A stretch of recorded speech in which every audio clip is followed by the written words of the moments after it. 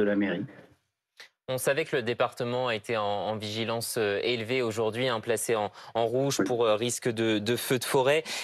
Cette prévention, vous y participez activement tous les jours sur le terrain. Est-ce que vous sentez que les habitants, les touristes sont réceptifs au regard de ces feux qui se multiplient depuis le début de l'été un peu partout dans le sud de la France? Ben, de plus en plus, il y a beaucoup d'acteurs sur le terrain qui font de la prévention et qui font également des interventions sur les incendies. Et oui, les gens sont de plus en plus soucieux de cet impact-là sur l'environnement et également des feux qui nous frappent et surtout des impacts que ça crée à la fois au niveau environnemental et au niveau économique sur la zone et sur le département, et y compris sur le littoral, puisque le littoral est étendu jusqu'à la région de Marseille, qui sont très impactés par les feux également. Alors on va revoir le tweet du préfet de l'Aude qui a donc sectorisé cet incendie entre Laribotte et Saint-Laurent de la Cabrerie. De gros moyens terrestres, hein, vous le disiez également, et aériens sont engagés avec la fermeture également de cette départementale, la D212, entre Ribaute et Fabrezan, pour permettre, on le disait donc, au secours d'intervenir.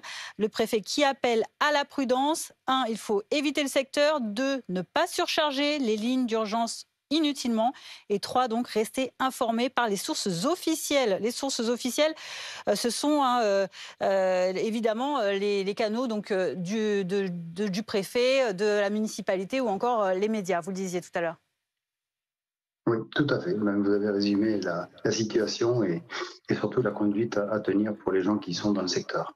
J'aimerais que vous nous expliquiez, Thierry Lacombe, comment justement vous vous organisez pour mettre en place cette coopération entre la sécurité civile et les sapeurs-pompiers, une coopération qui évidemment prend encore davantage d'importance dans ces moments précis de crise où des feux d'importance se déclarent. La protection civile, en tant qu'association, se met à la disposition des autorités préfectorales et des services d'incendie de secours. Et nous sommes là pour compléter le dispositif des sapeurs-pompiers, pour leur libérer du temps parce qu'ils ont une mission qui est la plus difficile, c'est combattre le feu. Et nous sommes là, nous, pour les aider dans la mise à disposition et dans le secours aux populations. C'est bien deux choses distinctes. Voilà, on s'occupe des personnes qui ont été déplacées ou qui ont été impactées par le feu et on laisse les autres missions aux sapeurs-pompiers et aux forces de l'ordre pour régler les choses sur place.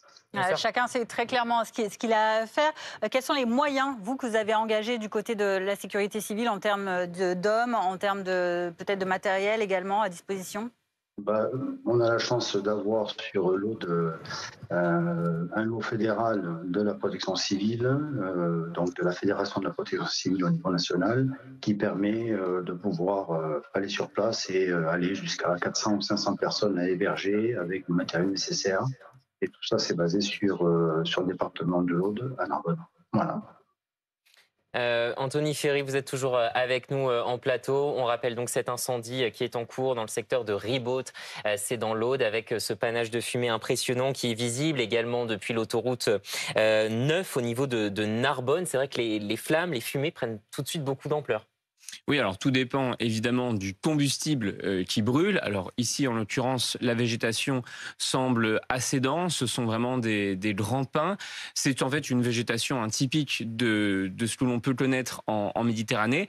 Mais effectivement, attisée par les flammes, attisée par les vents, à 60 km/h la tramontane, et bien tout de suite, ça dégage ces très importants panaches que l'on voit qui contiennent notamment des gaz toxiques, on le rappelle, le monoxyde de carbone, le dioxyde aussi de carbone, qui peuvent être dangereux lorsqu'ils sont inhalés. Il est donc important de ne pas rester proche de ces panaches de fumée et évidemment aussi éviter donc d'encombrer le travail des pompiers lorsqu'on se trouve dans cette zone qui est concernée ce soir par un feu assez virulent. Thierry Lascamp, vous êtes toujours avec nous, hein, on le voyait. Donc tous les éléments sont malheureusement réunis aujourd'hui pour générer ce feu, alors que même tout cela avait été anticipé par cette vigilance rouge.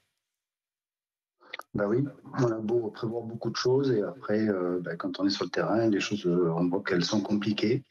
Et heureusement qu'il y a de la prévention, heureusement qu'il y a des mobilisations sur place et aux alentours pour intervenir rapidement. C'est ce que font les pompiers au quotidien. Donc heureusement que c'était prévu parce que sinon il y aurait peut-être moins de secours présents sur place aujourd'hui. Donc on a la chance d'avoir beaucoup de personnes sur place, y compris des moyens, je crois, aériens. Donc c'est peut-être une chance aujourd'hui pour que ça puisse être stoppé ou limité le plus rapidement possible. Parce que c'est ça la doctrine des sapeurs-pompiers en France, c'est d'agir le plus vite et le plus fort possible dès qu'on voit un petit départ de feu.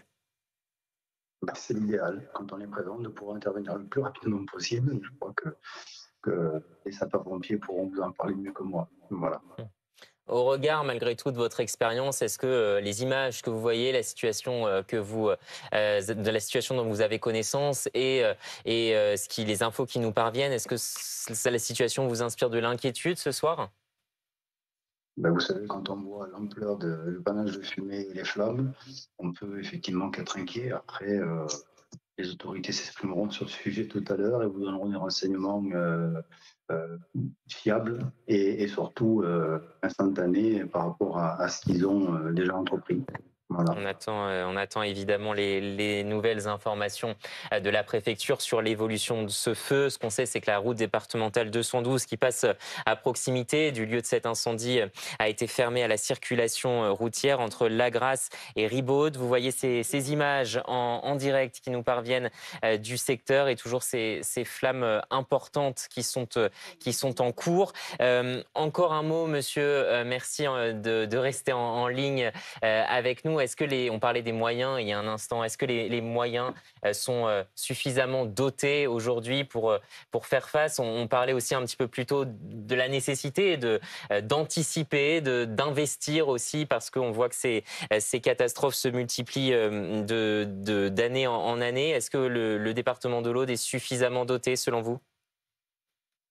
Bah, peut-être, je crois que c'est une réponse qui devra vous être donnée par à la fois la préfecture et les responsables du SDIS, mais en tout cas, le département de l'Aude fait tous les ans de gros efforts pour s'équiper et moderniser son équipement, comme tous les départements, parce qu'on sait que la lutte contre l'incendie est une priorité pour un département qui est très boisé. Et quand on voit les nombreux milliers d'hectares qui ont été touchés depuis le mois de juin, effectivement, ça mérite que des efforts soient portés sur le sujet. Des efforts que vous demandez depuis longtemps. Comment est-ce que vous analysez, vous, l'évolution sur le terrain? Concrètement, on sait les ravages que fait le réchauffement climatique, mais vous observez vraiment une progression ces dernières années de ces feux de forêt?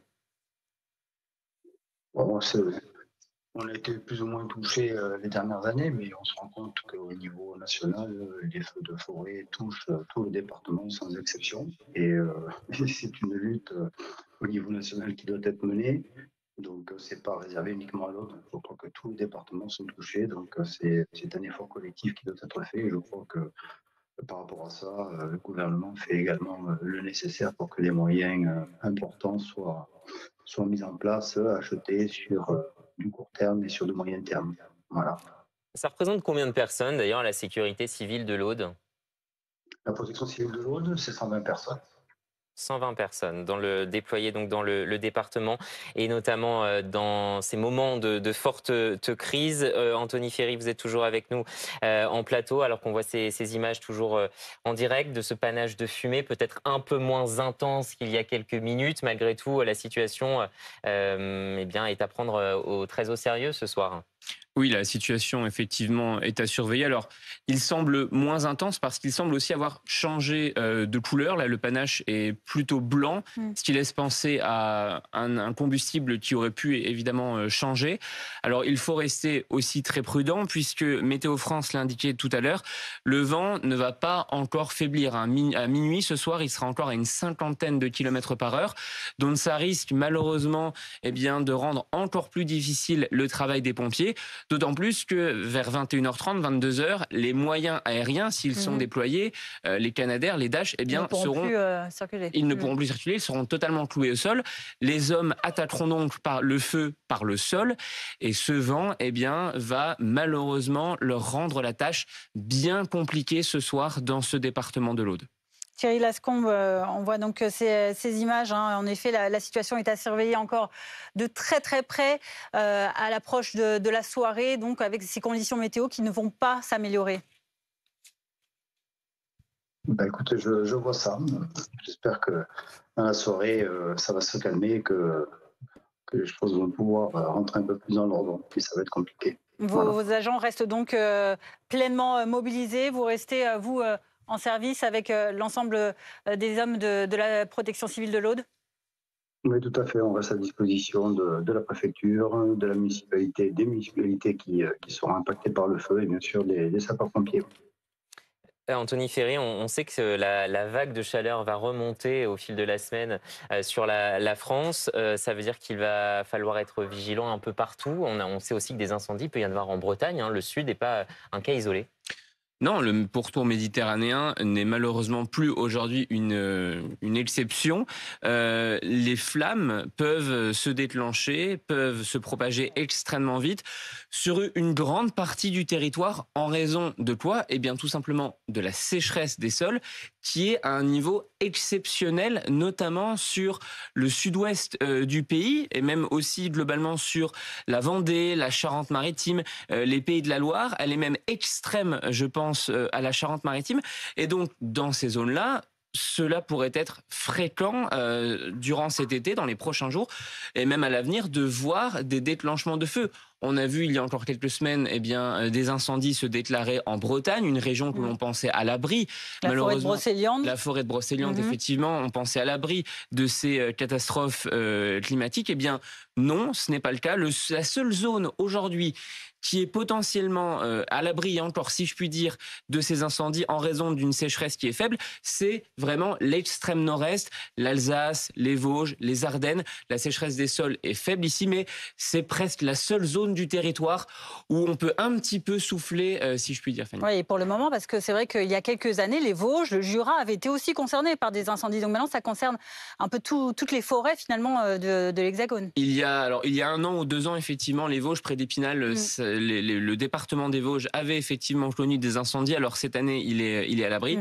Mais avec le changement climatique, eh bien, les épisodes de pluie seront certes parfois plus intenses, mais bien plus courts dans le temps, ce qui va à long terme favoriser les sécheresses.